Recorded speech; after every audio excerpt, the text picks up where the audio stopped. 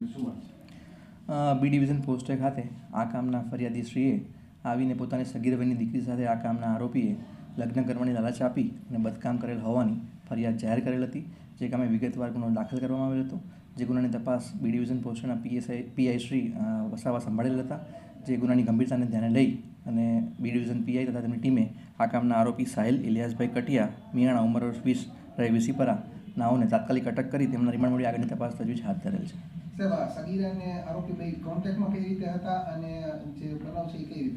સગીરા અને આરોપી સોશિયલ મીડિયાના માધ્યમથી તથા ટ્યુશન ક્લાસીસના માધ્યમથી એકબીજાના સંપર્કમાં આવેલ હતા અને ત્યારબાદ આ જે છે આરોપી એણે સગીરાને ગુમરાહ કરી અને લગ્ન કરવાની લાલચ આપી અને આ રીતે બધું કામ કરેલ હતું. જે આરોપી છે એના ઉપર અગાઉ પણ એક પોક્સોનો ગુનો સિટી ડિવિઝન પોસ્ટમાં દાખલ થયેલ છે. આ ઉપરાંત ચોરીના 2 ગુના અને એક લૂંટનો ગુનો પણ દાખલ થયેલ છે.